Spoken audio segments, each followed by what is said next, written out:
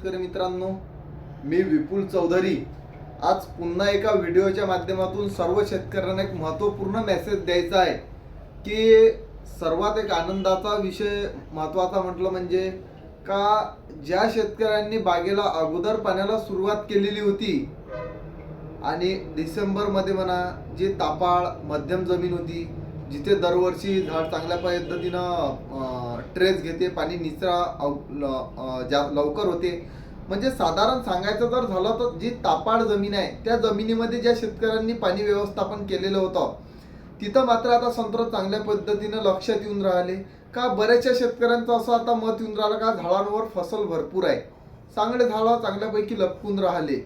काही शेतकऱ्यांचं मत असं येऊन राहिलं, मी प्रत्यक्ष बागा बघितल्या तर माल सर्रास भरपूर आहे, खूप माल आहे.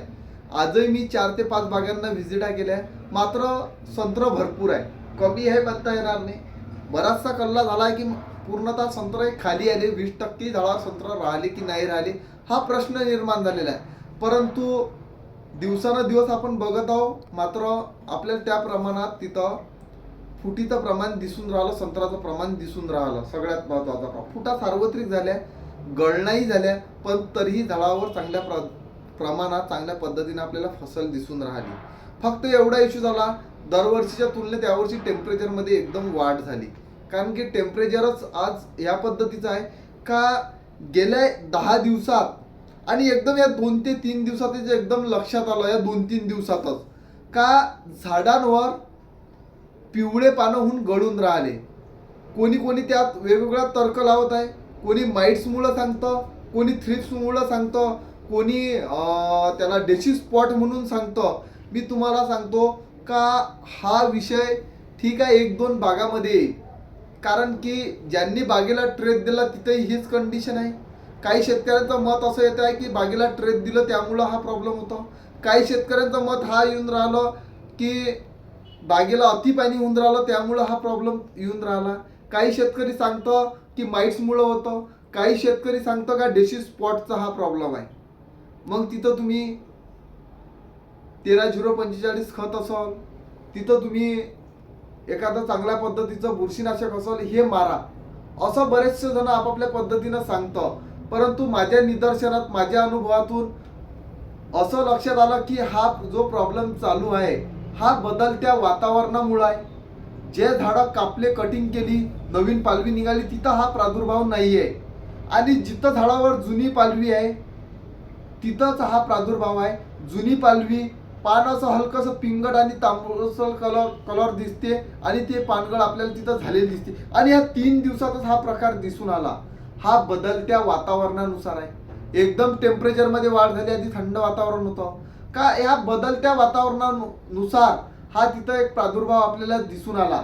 यासाठी आपण काहीच करू शकत नाही, कारण की झालेली ती पानगळा हलकी पानगळ झाली. यावर्षी तशी सार्वत्रिक पानगळ खूप झाली, कारण आधी स्टार्टिंग पासूनच रोगाचं प्रमाण भरपूर होतं का त्या पालवीला डॅमेज करतच रोग आलेला आहे. त्याच्यामुळं का या वर्षी पानगळ खूप प्रमाणात दिसून आली. आताही आपल्याला ते पानगळ आहे ही बदलत्या वातावरणामुळं झालेली जी पानगळ आहे ही आपल्याला या 2 दिवसात दिसून आली. बरेचसे शेतकरी हादरून गेले की पानगळ खूप मोठ्या प्रमाणात आहे. मोठ्या प्रमाणात नाही आहे, हलक्या प्रमाणात आहे. जुनी पानगळ तिथं आपल्याला झालेली दिसतं. तिथं 13-0-45 कुठलीही इन्सेक्टिसाइड म्हणा, कुठलंही खत मारा, कुठलंही बुरशीनाशक जरी तिथं फवारणी केली रिझल्ट येणार नाही. मी सर्वात महत्त्वाचं सांगतो का टेम्परेचर वाढलेलं आहे, एकदम टेम्परेचरमध्ये झाड कुठल्याच प्रकारे न्यूट्रिशन घेत नाही, हा सर्वात महत्त्वाचा विषय आहे. का या अनुषंगाने तिथं नियोजन होणं महत्त्वाचं आहे. त्याला घाबरण्यासारखं काहीच नाही. 2% पानगळ आहे त्यात, ते तेवढ्या प्रमाणात होणार आहे. परंतु फसल खूप आहेत. संत्रही चांगली आहे, सुपर संत्र आहे. काही ठिकाणी गळ आहेत, पण संत्रही झाडावर तेवढ्या प्रमाणात आहे. हा सर्वात महत्त्वाचा विषय आपल्याला तिथं दिसून आला का आंबियाची यावर्षी खूप चांगली फसल आहे. फक्त योग्य ते व्यवस्थापन ठेवा, खर्चाला कंट्रोलमध्ये ठेवा, आणि खर्चाला कंट्रोल ठेवून येणाऱ्या जूनमध्ये मृग बारामध्ये झाड नव्हती कशा पद्धतीनं चांगली काढेल याच्यावर मेन फक्त भर ठेवा. हा महत्त्वाचा विषय. पाणी व्यवस्थापन खूप महत्त्वाचं. भारीची जमीन असेल, हलकी जमीन असेल, मध्यम जमीन असेल, फुल पाणी निचरा करणारी जमीन असेल, पाणी या महिन्याच्या एंडिंग पर्यंत द्या, कारण यावर्षी टेम्परेचर भरपूर आहे. आणि बागेला बिलकुल सोडून द्या, पूर्ण बागेचं पाणी बंद करा. एकदम तापाड जमीन असेल, एकदम 15 दिवसात झाड ताण घेत असेल, 10 मे पासून बाग थोडा हलकी मध्यम भारी जमीन असेल, पाणी धरून ठेवणारी जमीन असेल, 1 तारखेपासून बागा तानावर सोडून द्या. काहीच फरक, आंब्याची फसल आहे, काहीच फरक पडणार नाही.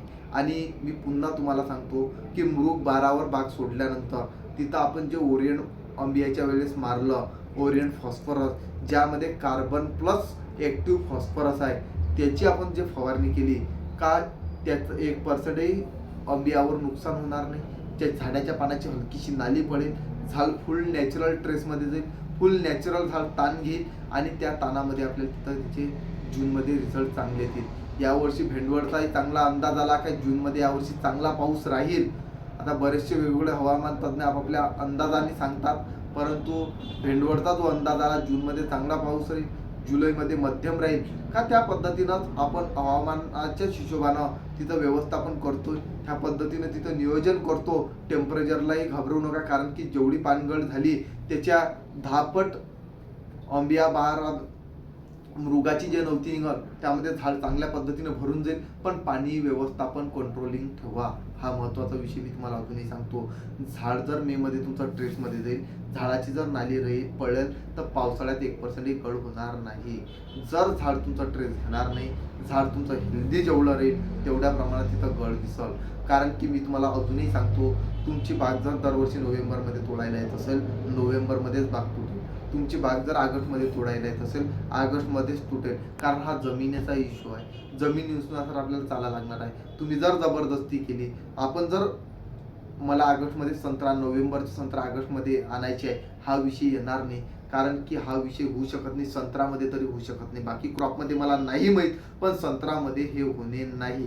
कारण त्याचा जो कालावधी आहे, त्याचा जो टाईम पिरियड आहे, झाड तेवढं टाईम घेतेच. त्याच वेळेस संत्रे फळे परिपक्व होते आणि त्याचे रिझल्ट आपल्याला तिथं दिसून पडतात. बरेचसे जण 13-0-45 सांगतो, मी तुम्हाला सांगतो होणाऱ्या पानगळीची आणि 13-0-45ची दूरपर्यंत संबंध नाही. आणि डेसी स्पॉट याला म्हणू शकत नाही. डेसी स्पॉटचं जे पान येते त्यामध्ये चिकटावा कायम असतं आणि चिकटावा कायम असून आपल्याला तिथं त्याची सिम्पटम जाणवून येतं. हे बदलत्या वातावरणानुसार झालेली पानगळ आहे, यावरती कशाचीच तुम्हाला तिथं रिझल्ट येणार नाही, कारण वातावरणासमोर कोणीच नाही. अशा पद्धतीनं तुम्ही आंब्याचं नियोजन करा, मी सांगितलं त्या पद्धतीने तुम्ही मृग 12चं व्यवस्थापन ठेवा आणि त्या पद्धतीनं मला तरी असं वाटतं की आपल्याला तिथं रिझल्ट चांगले येतील. अशा पद्धतीनं व्यवस्थापन करण्याची खरोखर गरज आहे आणि अशा पद्धतीने नियोजन ठेवा. खत व्यवस्थापन मी तुम्हाला सांगतो का, खताचा जो स्टॉक आहे तो घेऊन ठेवा. मला तरी असं वाटते का, कारण गव्हर्नमेंट खताच्याही याच्यामध्ये 250-300 रुपयापर्यंत वाढ सांगते. त्याच्यामुळं त्या तुम्ही तुमच्या अनुभवातून, तुमच्या अनुषंगानं तिथं खत व्यवस्थापन तुम्ही आणून स्टोअर करू शकता, जेणेकरून पावसाळ्यामध्ये जो आपण खताचा डोस देऊ त्यामध्ये आपल्याला तिथं 200-250 रुपये आपले जाणार नाही. कारण आज शेतकरी जर म्हटला, आज 50 रुपयापासून विचार करावा लागतं, कारण आज आपण पूर्णतः हवालदिल झालो, खतम आहे. कास्तकार याच्या पुढं मला नाही वाटत का याहीपेक्षा वाईट परिस्थिती येऊ शकतं. कारण भाव वाढणे, कुठल्या पिकाचं निसर्गही साथ नाही देत आणि आमच्यासारखे जलंगाचं झालं का, बऱ्याचशा या गोष्टी आहे का, त्या गोष्टीला आपण बळी पडतो का. ह्या गोष्टीतूनही कुठंतरी एक चांगला मार्ग काढणं महत्त्वाचं आहे आणि त्या मार्गानं खरोखर आपल्याला जाणं गरजेचं आहे. अशा पद्धतीने तिथं व्यवस्थापन ठेवा. अशा पद्धतीने सांगितल्या पद्धतीने आंबिया बहाराचं नियोजन ठेवा. आपल्याला यावेळेस झाडामध्ये लवचिकपणा, हिंदीपणा पाहिजे नाही. जेवढं झाडांमध्ये झाड चोखल्यासारखं दिसेल, झाडात फळ हे नरम आले तेवढं आपल्यासाठी चांगलं आहे. कारण आपल्याला ज्यावेळेस फळ परिपक्व होईल त्यावेळेस फळामध्ये चमक आणि माल पातल्या कातडीचा असणं गरजेचं आहे. अशा पद्धतीने आपल्याला नियोजनाची गरज आहे आणि त्या पद्धतीने नियोजन करणं हे खूप गरजेचं आहे असं मला वाटते. धन्यवाद.